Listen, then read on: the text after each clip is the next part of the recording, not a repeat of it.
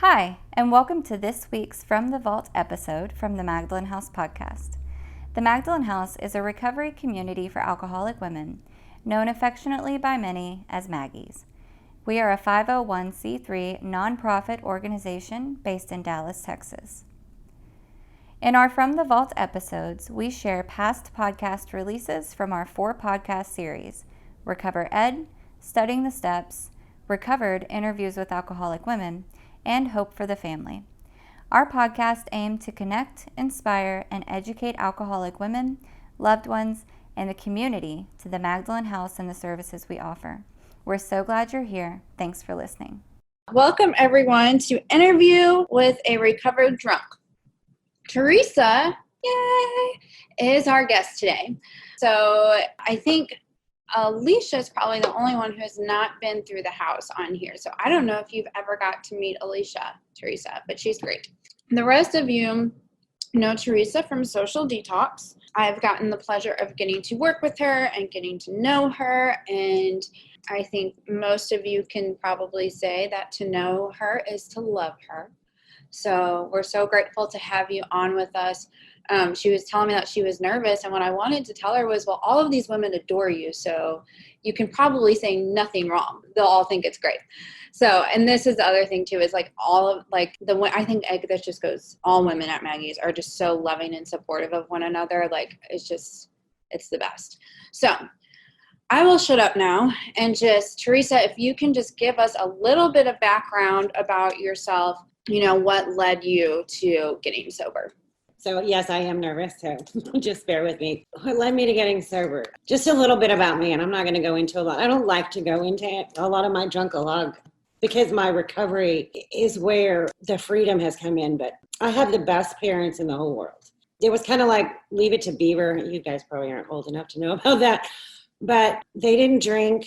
I had 3 older brothers. My mom stayed home. My mom didn't work. She always had dinner ready. We went on vacations. I was born in Boston, grew up in New York. I never had a drink until I was in high school here in Texas when we finally moved to Texas. The first drink I ever had, I got drunk. I have a really good relationship with my father. And so that night, my girlfriend took me home and my father told me, you better hope your mother doesn't see you like this. And I didn't drink again until I was in college. I drank a little bit in college. And I married an alcoholic, but at the time that we got married, I didn't know he was an alcoholic. I just thought he liked to party a lot. So he went through a lot of rehabs. And at that point, I just gave up drinking for him. I didn't drink anymore. So there was many years I didn't drink at all. After I got divorced, and I use him in my story a lot because I didn't understand what he was going through at the time. So I left him. I took his child away from him. When I got divorced, I had married young and I hadn't dated a lot. I had never slept with anyone else. When I got divorced, it was so much fun. So that's when I started, yeah. I didn't know what life was really like. No, teasing. So I started going out with friends. I didn't drink that much in the beginning, but we would go out on the weekends and we would, party on the weekends. So my drinking wasn't crazy, but as I look back on my drinking, the only time I wanted to wanted to drink was when I really wanted to get drunk. I liked the effect produced by alcohol for sure. Later, a few years later, my daughter was diagnosed with a brain tumor. I didn't drink at all the first probably year that she had her brain surgeries and she was in rehab and that type of thing. So I didn't drink at all. And then I started drinking a lot. But I always, it talks about it in the book too. I always look back at that whole year that I didn't drink at all. So how could I be an alcoholic if I could stop drinking for a whole year to help my daughter? Then it got to where I was, I was never a daily drinker. And I think that was one of the hardest things for me to get sober and recovered was because I wasn't a daily drinker. But when I did drink, I did a lot of drinking socially. And then I would go home and I would just sit alone and just drink after my daughter went to bed. I used the drinking, I thought, so that I could sleep at night. Because if your daughter had a brain tumor, you would drink too. So I used it as an excuse. The first time I went to rehab, my dad came over to my house and we were sitting on my front porch and he looked at me and he said, do you think that you need to go to rehab? And in that moment, I thought, great food, I get to do yoga, I get to get away from all of these medical bills, all of my daughter's surgeries, everything. I get to get away for 30 days. After I got out of my first rehab, I did stay sober for about 9 months, but it wasn't something that I wanted to do. Again, I liked the effect produced by alcohol.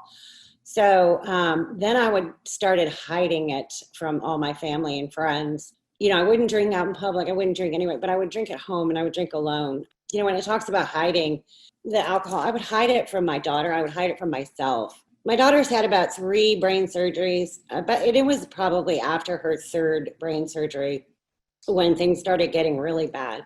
She had, at that point, I think she'd graduated high school by then, but life was tough. I had a lot of medical bills. I had a lot of things, and I used that as an excuse to drink. Then, I go to my home group sometimes every Thursday, and I think about how many times that I went to that meeting drunk.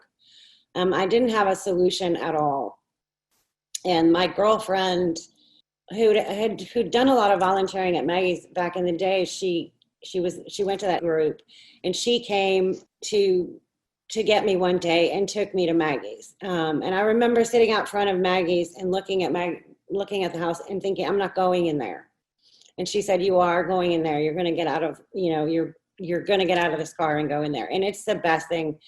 I learned more at Maggie's in the 2 weeks I was there than I did in the years that I tried to get sober anywhere else. Like I said, I don't really talk a lot about my drunk life. I always thought I got arrested a lot because I would go to something and I would drink a few drinks, but I would drink a lot before I went, and then I would pull over, and then I'd get arrested for a PI. I had a lot of DWIs, a lot of PIs. I always thought the police were following me around, but they weren't. I was just drinking and driving. So, but that seemed normal. I didn't even remember that I had gotten arrested on an airplane one time, and they actually landed the plane, and I was in airport jail. My alcoholic life just became the only, normal one. When I first went to AA, I would look at the people that were in there and think, well, I'm not that bad. I still have a house and I still have a car. But what I didn't realize was I had the exact same thing they did. My consequences just weren't as bad. I had a family that would bail me out of jail. I had a family that would help me financially. And that didn't help me at all to get sober. I remember, I'm probably getting ahead of myself, but when I left Maggie's, my sponsor was like, you can't take any money from your family. And that was probably the best thing anybody ever said to me. Because if I would have looked at my father and said, I need $5,000 or $1,000 or what, he would have given it to me. But when I listened to her and I didn't ask for anything, that's when I saw God's blessings start. That's when I saw God's grace, because God did for me what I couldn't do for myself. I got a check in I didn't have any money at all. I hadn't worked. I was commissioned, and they took all of my commission because I didn't tell anybody I was going to Maggie's. And so one day I just got a random check in the mail from some stocks or something. It was $200.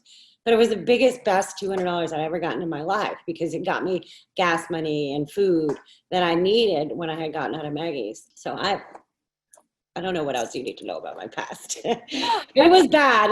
There were times, and my daughter left. My daughter did try and commit suicide when I was at Maggie's because I had relapsed, and I had some sobriety. I had about 2 years of sobriety.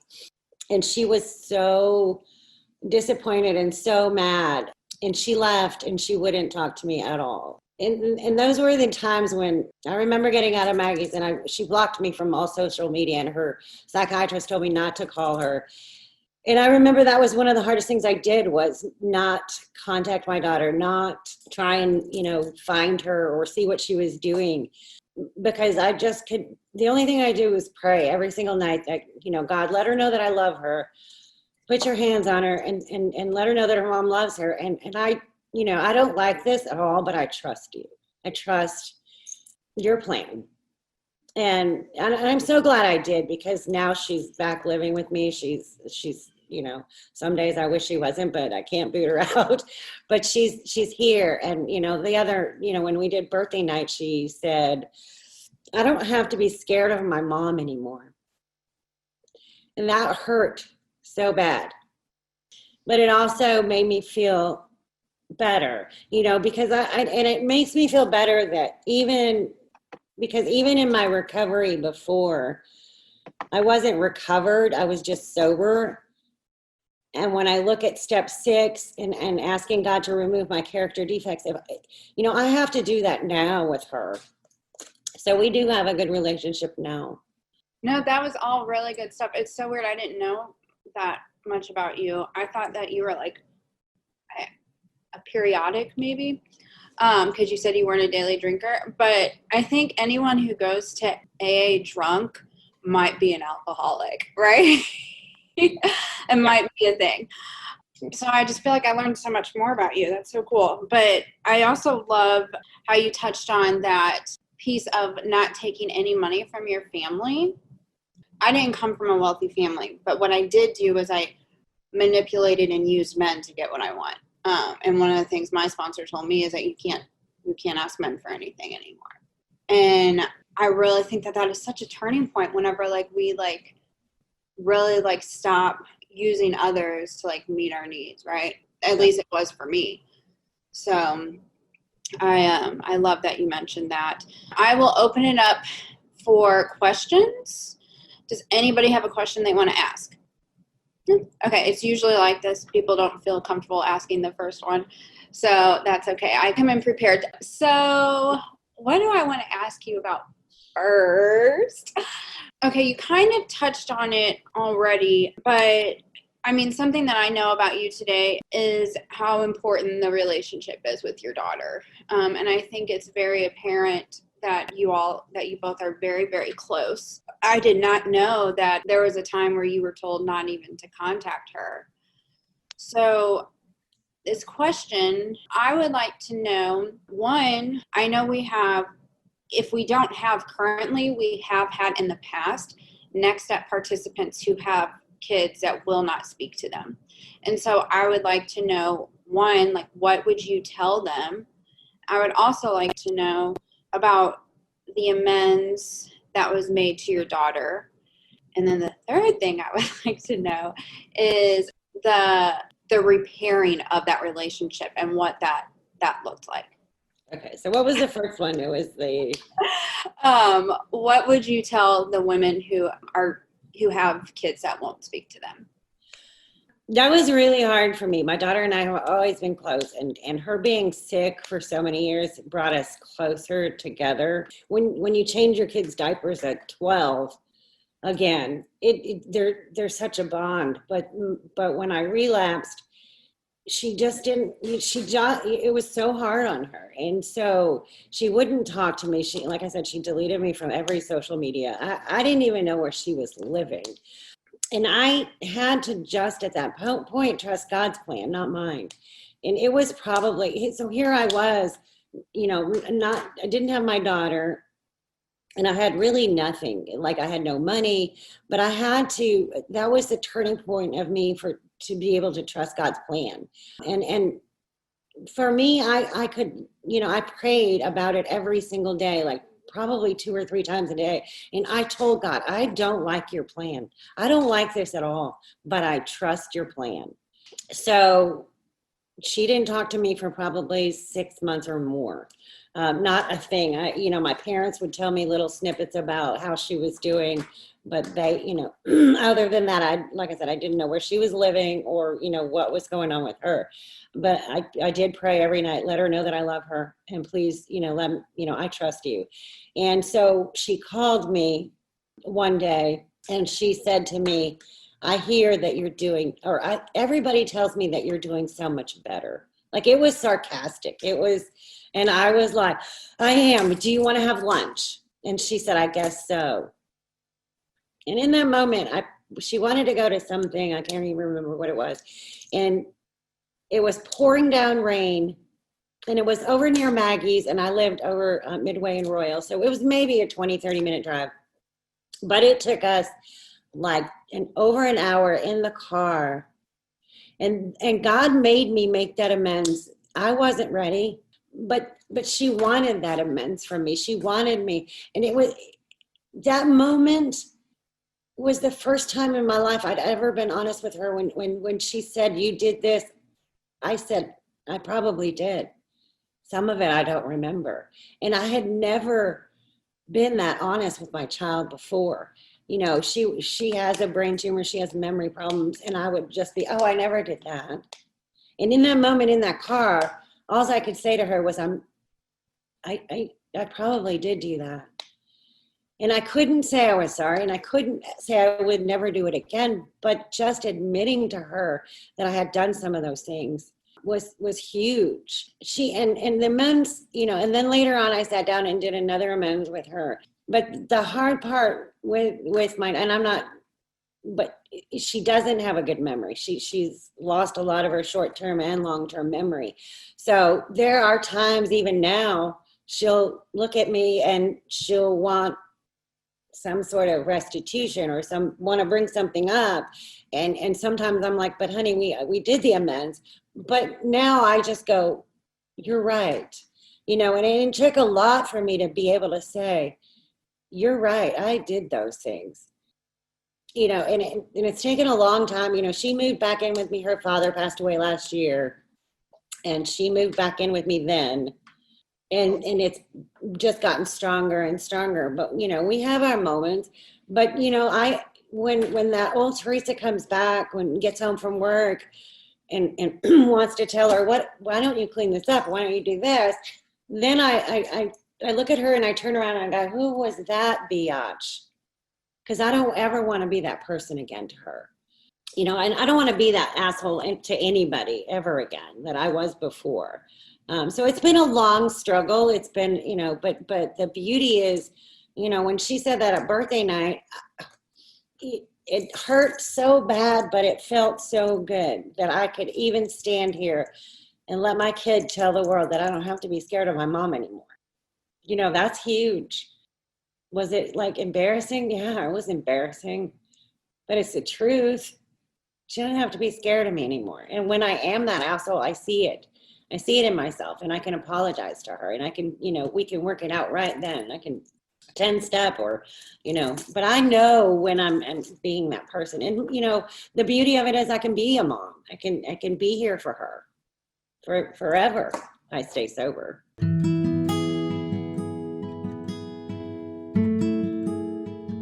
Are you or someone you know struggling with the inability to stop drinking? At the Magdalen House, we believe that alcoholic women deserve a place to recover with dignity. In our 2-week residential program, clients will be introduced to what alcoholism is and what alcoholism isn't, as well as be presented with a solution, all in a loving and supportive environment. All of our programs are at absolutely no cost, and because we accept no government money, we can accept women all over the world and stick to our own curriculum. If you want to stop drinking and cannot, call 214-324-9261 for a phone screen. So good. Thank you. Anybody have a question? Okay. So I have another one, which is kind of something I guess we have in common. So the first meeting I ever went to, I took my ex-husband to because he was the one with the problem, But I just wanted to talk to you about, I guess this is also going to be threefold. Like, I'm sure there was resentment there with your ex-husband. There generally is, especially in an alcoholic home, right? And so we've kind of talked about this at Social Detox, but I just want to elaborate on it, and I want everybody else to hear you talk about it too. But I want you to talk about, I guess, maybe like the fourth column, or the forgiveness that you found for him, and then the amends that you made to him, and then what changed in that relationship. Does that make sense? What I'm asking? Yeah. It wasn't my first time to do the steps when I went through Maggie's. And for many years, I would do the steps and I would tell my sponsor, I'm not making amends to him. And I also, just adding that in there, I also said, I will never be able to make financial amends for these medical bills. I will never be able to. And so I refused. I would never make an amends to my ex-husband, and I wouldn't make an amends for the financial amends. So when I went through Maggie, and he was we always got along because we had a kid and she was sick, but he spent, I think, 8 years in prison. He had so many DWIs and some other little small charge that they literally gave him 18 years. So he was gone from my daughter's life for like 8 years. So the whole time she was sick, having her surgeries, he wasn't there. So when I did my steps the last time, of course, he was still way up there because he shot himself in the face when I was on the phone with him when I first divorced him. He was very abusive. It was just, and so I was like, I'm not, anyway. So I honestly did everything my sponsor said this last time. So she was like, he's one of the first ones you do. And I was like, no. But I did it because at that point I wanted to be sober so bad that I didn't know how to do it, but that it was, I wanted it so bad.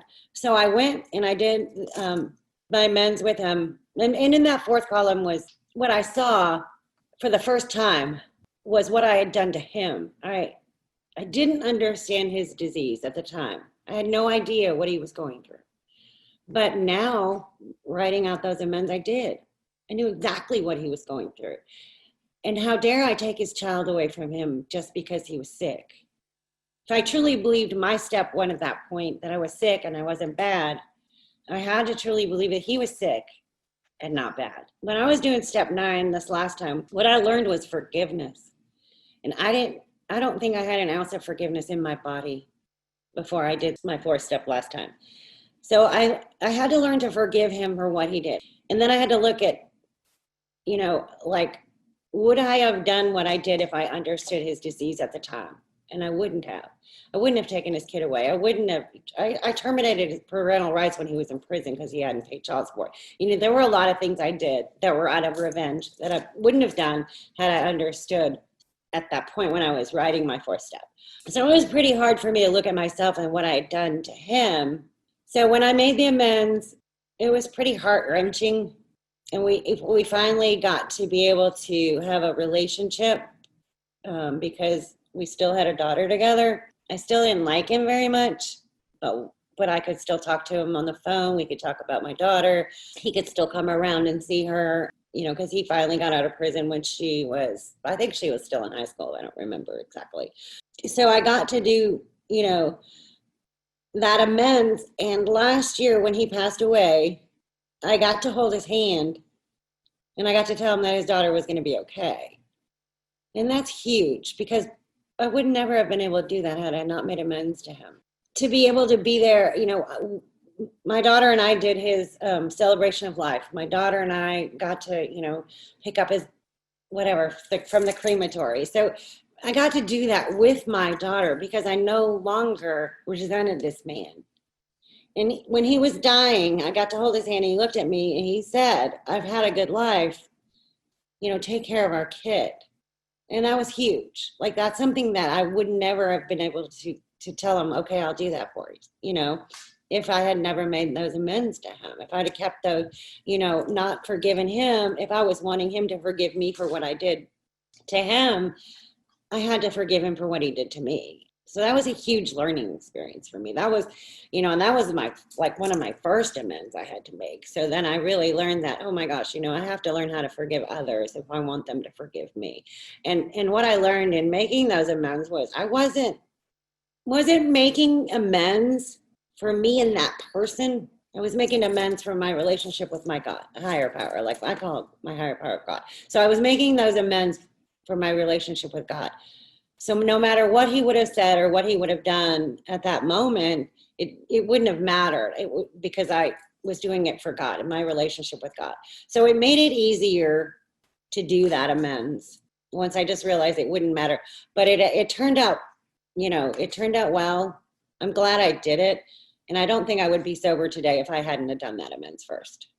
Oh, so beautiful. Thank you so much for sharing that. So you've worked the steps a few times. This is also something I didn't know about you. I want to know what's the difference this time? Was it before you were just picking and choosing what sponsor direction you were taking? What's the difference this time through from the previous times that you've come in and worked the steps? I think the biggest difference is the willingness to do all of it honestly and thoroughly. It was pretty hard for me to look at myself and see some of the things I had done and how I was acting and what I always wanted this persona of this is my life and look how beautiful my life is. And in reality, my life was crappy inside. There was always that hole to fill. When the last time I did the steps, I was at a point where I had nothing left to do but to be thorough and honest because I wanted it so bad. I look at when I would see what the other women had, I wanted it so bad. And it was, my brother was on my resentment list when he was high up there. And I love my brother. I have 3 of them, but the one that's closest to my age. And I never could figure out why I resented him so bad. And what I learned writing the steps and doing the steps thoroughly and honestly was that what I resented in him was that he had spirituality that I didn't have, and that I wanted it so bad. It wasn't because he had a lot of money or he had this beautiful wife he'd been married to forever. It was his spirituality, and I wanted that. So this last time, it was truly just having that willingness to do everything my sponsor said to work through these steps and be totally honest. I didn't want to make amends with my dad. I didn't want to make amends with my ex-husband. I wanted everybody just to love me. Doesn't everybody just love me? No, they didn't. When I made my amends with my dad, I think it was like 6 hours of him telling me all the stuff I had done to him. And I thought my dad loved me, So it was finally getting honest with myself, getting honest with the things that I had done. I had in my own mind, I had an image of myself that was not even close to being who I am today or who I want to live to be. I was an asshole, and I treated people, and so looking at myself and doing, looking at my 5th step, I was appalled. I look at, my sex inventory. I never took money from men at all, but I certainly used them for where they could put me, like a stature in life. If you had this kind of money that I could hang out with you or date you because you would help me in the end, But I was like, I don't take money from men. Yeah. Sort of, yeah, did. So it was hugely awakening the last time I did. I think when I first was doing the steps, I was just doing what I wanted to do because I didn't want to feel bad. I didn't want to feel bad about myself. I was a good mom. I was a good daughter. No, I was very manipulative. So I don't think I ever wanted to see that in myself, but. That's awesome. So good. Thank you so much. Anybody else have a question? I have a question. Go. Yay! You talk about thorough and honesty. And you talk about the steps, working the steps. What does thorough and honesty look like now in your life? Good question. What is thorough and honesty? I have to live every single day with, being honest with myself and how I'm feeling and 10-stepping, because I know that I don't want to be who I was before. And so I have to honestly look at my, what was my part today? I'm never going to be perfect. I am never, one of my biggest things is judgmental. I mean, I was sitting in a meeting, chairing a meeting at Maggie's the other day, and one of the ladies was sitting there, and she had one of the blankets wrapped around her, but it was the black side. And I was looking at her thinking she had a dress on, and I was like, what is she wearing? And I thought, oh my gosh, stop it. And I honestly said something to her, but that's one of my character defects. And to be honest, some of my character defects I like, but I have to let God remove those character defects. I can't do it myself. But if I'm not thorough and honest at the end of the day, looking at where was I at fault today? What have I done today that I shouldn't have done? That's how I do. I don't call my sponsor all the time anymore, but I certainly at night look at what did I do today that hurt somebody? What did I do today that was dishonest? What did I do today? And then I ask God to remove those character defects, because I can't do it myself. But if I don't see those character defects and how they're harming others, and there are times when I do call my sponsor and she points that out, she points them out so fast, and I'm like, okay, gotta go, bye. Then I just pray. So to me, the thorough and honest is just being honest about my own character defects every single day. I have a question. Hi, I love you. I don't have many questions because I followed you around like a puppy dog trying to smoke cigarettes and get all your stories out of you in detox. But I wanted to know, like, what does your step 10 look like? Like, personally, the Teresa step 10 look like? So there are a lot of times, like I said, I don't call my sponsor like every day, but I know, like, I'm trying to think. When I do call her, like when I do something wrong, I usually know it. Like I said, with my daughter, like I know she's a slob, and I know that I love my house really clean. And so there are times when, like I said, I'll come home and I'll be just like, wow, like barfing on her about the house not being the way I want it to be. But then I know, like I see that, that's a character defect of mine. That's my expectations. I shouldn't expect her to clean the house because I know she's not going to clean the house. So when she does clean the house, then I can be like, oh, yay, look what she did. But to yell at her or to say something to her condescending, or then, I see what I did, and I turn around and I do apologize to her, and I do make amends to her right away. And same as anything in my life today. I get this feeling, it's right in here when I'm doing something I'm not supposed to be doing, or something that, isn't right. And I try and make amends right away. I try and, and I call my sponsor, when something's really bothering me and I can't figure out, I like the other day, I'm like, I've done the sick man's prayer. I keep praying the sick man prayer, and, I'll be talking to her and thinking that I've done all of the things that I need to do. And she'll turn around and go, why don't you praise that person? Why don't you do this? So I do ask my sponsor a lot for guidance. And for me, I try and work with other women. Like my days off are filled with sponsees, or doing, because when I'm out of myself, when it talks about, helping another person, when I am helping other women, I don't have time to be in myself. I don't have time to think about, woe is me, or anything like that. I stay busy helping other women, because the way I look at this program, and Lisa always says that it's the greatest pyramid scheme ever. And it truly is. When I did my step 3, I promised God, take away my difficulties and I will show everyone your power and your love and your way of life. I did that way back in step 3, but I do that every single day. So I've already promised him that if he takes away my difficulties, I'll go out there and I'll help other women, and I'll show other women God's love and God's way of life. So I try, that's what in the very beginning, that's where I was like, okay, this is what I promised in step 3, and this is what I'm going to do every single day. So I find a lot of getting out of myself, making the amends right away, because I know in myself when I'm doing something that I shouldn't be doing, or I'm treating somebody the way I, or judging somebody. Like I said, one of my biggest character defects is judgment, and to work on that, talk to my sponsor, and then just helping other women, getting out of myself. And there are times, I find myself, I have to get out of myself every single day.